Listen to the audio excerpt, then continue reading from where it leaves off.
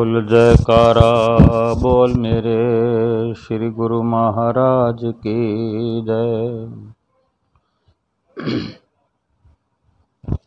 सभी गुरुमुख प्रेमियों से सप्रेम जय सच्चिदानंद।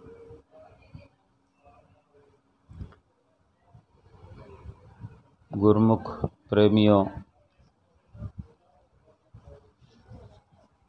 हम जब भी अपने परमपिता इष्ट देव परमात्मा से रूबरू होते हैं, श्री गुरु महाराज जी के दर्शन करने जाते हैं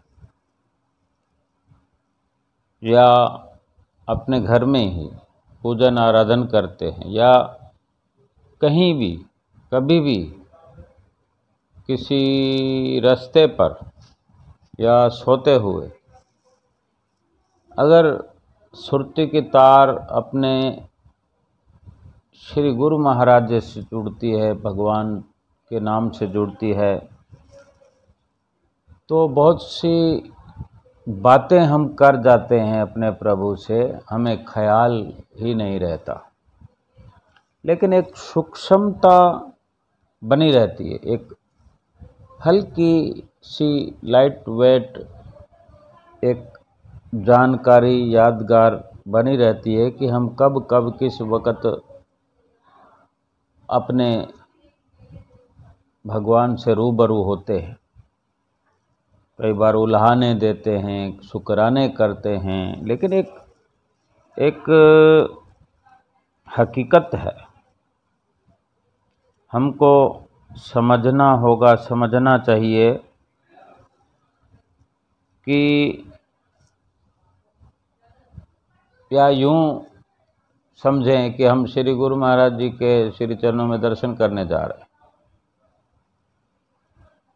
तो कई बार विचार आता है, हाँ किसी को ना आए, कोई इस तरह से ना सोचे, वो अलग बात है। लेकिन ये एक थोड़ी सी सफ़र करते हुए, आगे पहुंचते हुए, चढ़ाइयों की तरफ जाते हुए जो हलचल हमारे अंदर सूक्ष्मता में होने लगती है, तो उस वक़्त अपने को संभालने की और संभलने की ज़रूरत होती है कि थोड़ा अच्छे से चढ़ाई का रास्ता शुरू करें।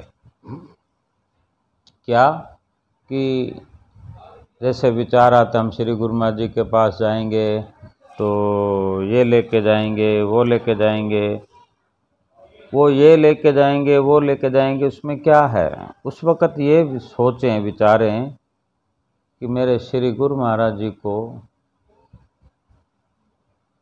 क्या ज़रूरत है, किस चीज़ की ज़रूरत है, वो हमसे क्या चाहते हैं। तो जो भी लेकर जाना चाहते हैं उसमें सुरती ना फंसाएं। भले ही कुछ भी लेके जाएं, कितना भी लेके जाएं, कोई मना नहीं है। हमारे श्री गुरु महाराज जी बड़े प्रेम से हमारी जो भेटा पूजा होती है उसको स्वीकार करते हैं, मुस्कुरा के, खुशी से, और हमें भी प्रसन्न चित्त करते हैं। लेकिन एक अंदर की जो भावना होती है, अंदर की विचारधारा होती है या होनी चाहिए, वो ये, मेरे श्री गुरु महाराज जी को हमारे अंदर का खालीपन पसंद है। यानी जो बहुत सारे ये वो ऐसा कहेंगे, ऐसा करेंगे, बिल्कुल सफा कर दें, साफ कर दें रास्ता भी, और वो हुजरा, अंदर का हुजरा, कोठी या विचारों का जो हमने कोई संदूकचा भर रखा है, कोई स्टोर कर रखा है, उसको खाली कर दे। कुछ भी अपने अंदर शेष ना रहे, अनजान बन जाएं, बिल्कुल सरल और सीधे बन जाएं। श्री गुरु महाराज जी वहाँ आकर बैठ जाएंगे, वहाँ आकर खड़े हो जाएंगे, वहाँ कर हमारे साथ हो जाएंगे, क्योंकि वहाँ और कोई नहीं है। संसार नहीं है वहाँ पर, संसार के विचार नहीं है, संसार की चाहना नहीं है, कोई हमारा मददगार नहीं है, कोई सेठ साहूकार नहीं है, कोई सहारा नहीं है, कोई मीत सखा नहीं है। केवल हमारे अंदर श्री गुरु महाराज जी के ख्याल हैं, तो श्री गुरु महाराज जी को वहाँ विराजमान होना ही है। हमें सीधे सीधे दिखना शुरू होगा कि श्री गुरु महाराज जी के अलावा हमारे साथ ना कोई था, ना है, ना हमें कोई चाहिए। और अगर कोई रट्टा लगाते रहेंगे, हम श्री गुरु महाराज जी से प्यार करते हैं, हम फलां दिन वहाँ जाते हैं, महीने में एक बार वहाँ जाते हैं, हम सबका मान सम्मान करते हैं, यानी इस तरह की विचारधारा हो या ऐसी विचारधारा रहे, हम बनाते रहें लगातार। श्री गुरु महाराज जी जो कि अंतर्यामी हैं, सब जानते हैं, तो इस तरह की विचारधाराओं के चलते क्या उनको लगेगा हमारे बारे में, क्या विचार करेंगे, क्या हम जानते नहीं? जब हमारा वो भी हैं, हमारे ये भी हैं, हमारा वहाँ भी कनेक्शन है, वहाँ भी कनेक्शन है। श्री गुरु महाराज जी का तो हम पर से यकीन हट जाएगा, या फिर यकीन बनेगा ही नहीं, हम पर उन्हें विश्वास होगा भी नहीं। हो भी कैसे? श्री गुरु महाराज जी हमारे साथ हों, हमारे घर में हो या हमारे दिल में विराजमान हो, हम कहेंगे हमारा तो वो भी है, हमारा वो भी है, हमें वहाँ भी जाना, हमें वहाँ भी जाना, तो श्री गुरु महाराज जी कह देंगे हमारे भी गुरुमुख प्रेमी बहुत हैं जो हमें पुकार रहे हैं, हम भी जा रहे हैं। यानी हमारी कोई भी जानकारी, कोई भी ज्ञान, कुछ भी चतुराई नहीं रहनी चाहिए। एक पागल खाने में 2 पागल भर्ती थे, तो कुछ ठीक हो रहे थे और ऐसे लग रहा था कि वो ठीक हो गए, इसलिए हर रोज़ उनका परीक्षण होता था। इस परीक्षा के लिए परीक्षण में वो रोज़ उनको टेस्ट उनका करते थे कि कितना ठीक हुए। उनको खुद को भी लग रहा था कि हम ठीक हो रहे हैं। तो एक बार जो उनको बुलाया गया डॉक्टर के पास परीक्षण के लिए, टेस्टिंग के लिए, तो एक पागल परीक्षण के लिए अंदर डॉक्टर के पास गया, दूसरा पागल बाहर बैठा हुआ था। तो दूसरे ने पहले से कहा, जो बाहर बैठा हुआ है उसने अंदर जाने वाले को कहा, जो कुछ भी भीतर हो तो मुझे आकर बता देना, क्योंकि मुझे भी तो अंदर जवाब देना है। तो आम आदमी ही संदिग्ध हो जाता है और दूसरे से उत्तर जानना चाहता है। अब वो कोई चोर उचक्का थोड़ी है, डाकू थोड़ी है, उसको कोई सज़ा थोड़ी होने वाली है। वो इस तरह की बात करता, अपने आप को परिपक्व बनाकर अंदर ले जाना चाहता है। ये तो डॉक्टर का काम है कि हमारे पागलपन को वो किस तरह से परखेगा।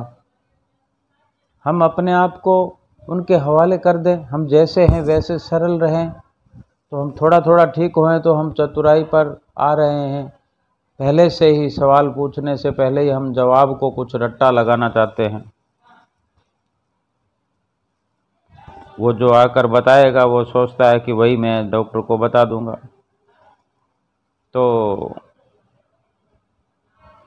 वो अब है तो पागल ही। अब जो भीतर गया था उससे डॉक्टर ने पूछा, क्यों भाई, अगर तुम्हारी आंखें निकाल दी जाए तो क्या होगा? उसने कहा कि आंखें निकाली गई तो मुझे तो दिखाई देना बंद पड़ जाएगा, दिखाई देना ही बंद हो जाएगा।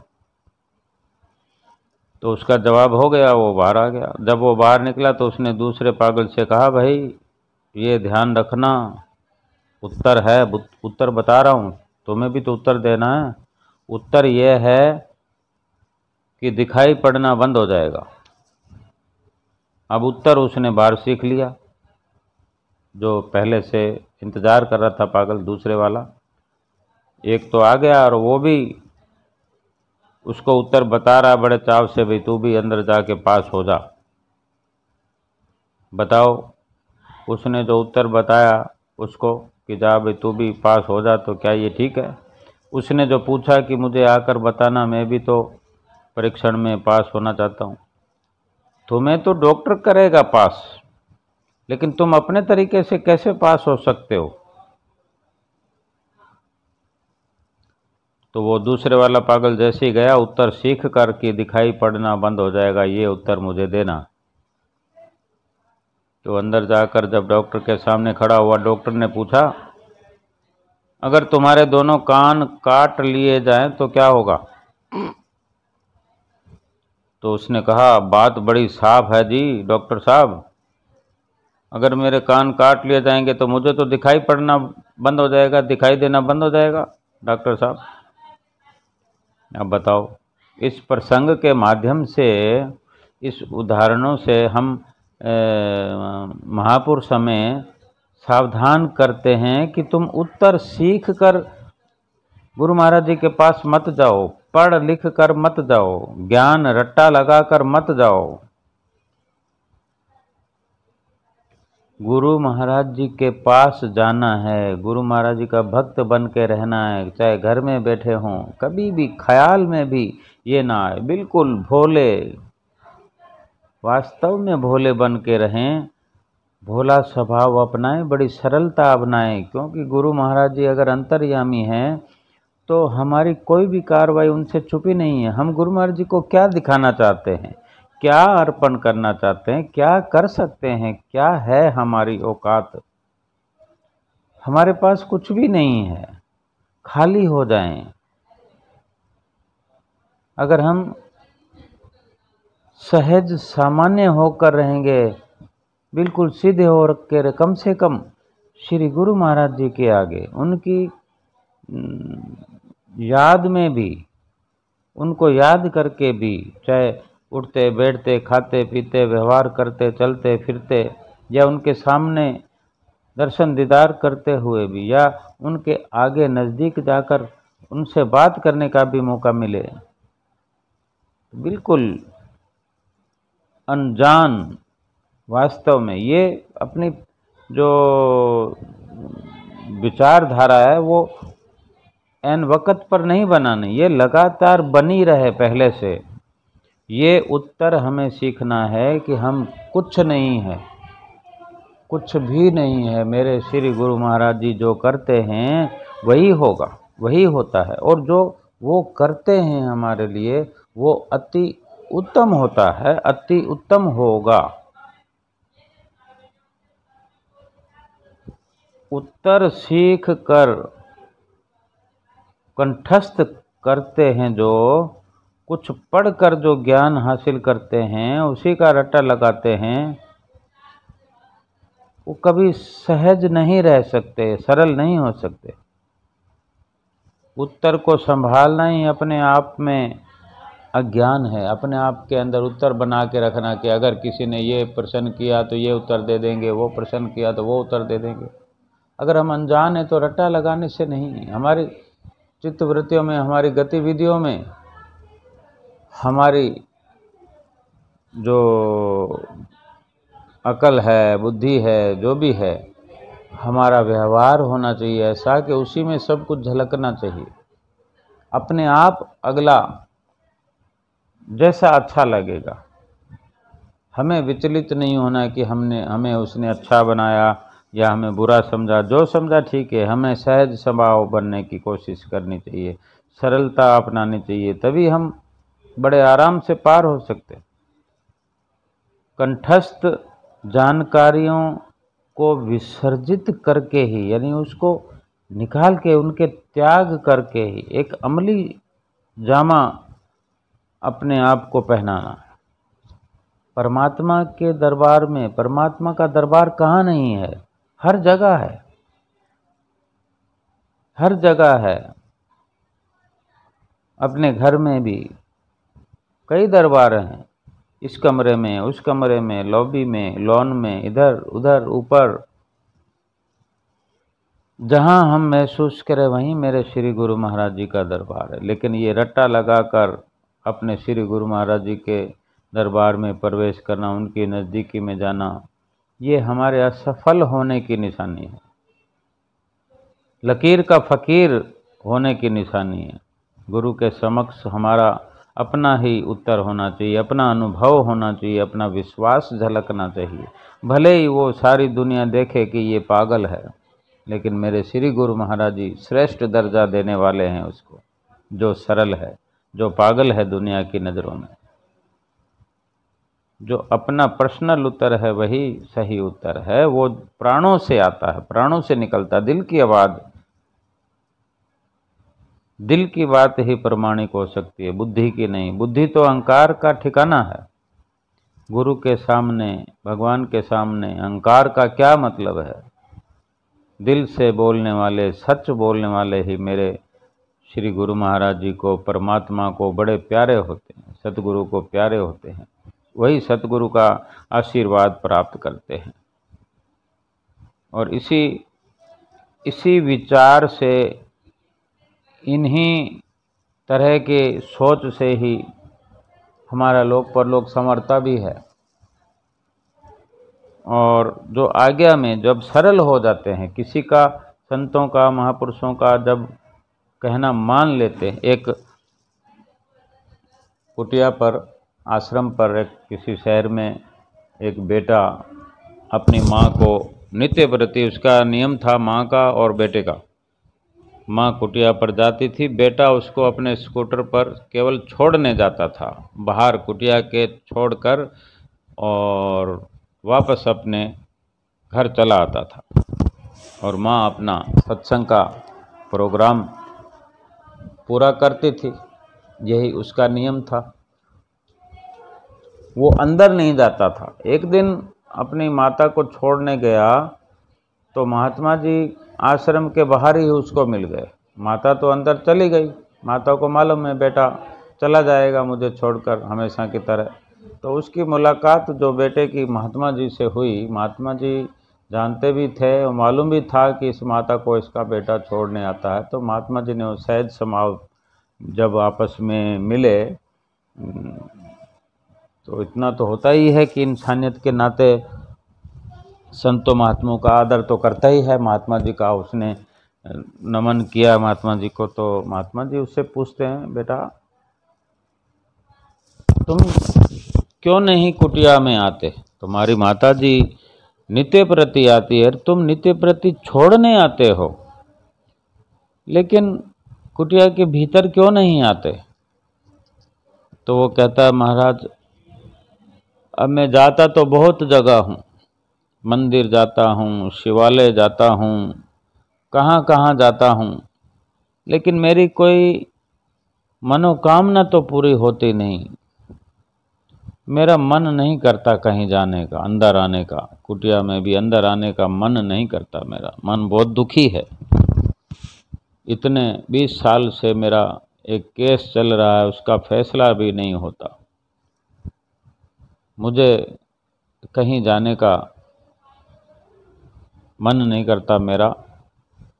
तो महात्मा जी ने कहा, हमारी बात तो मानो, कुटिया में, आश्रम में आओ तो सही, सतगुरुदेव भगवान के दर्शन पाओ तो सही, और जो उन्होंने नित्य के नियम बनाए हैं, नित्य नियम बनाए हैं, और वो अपनाओ तो सही।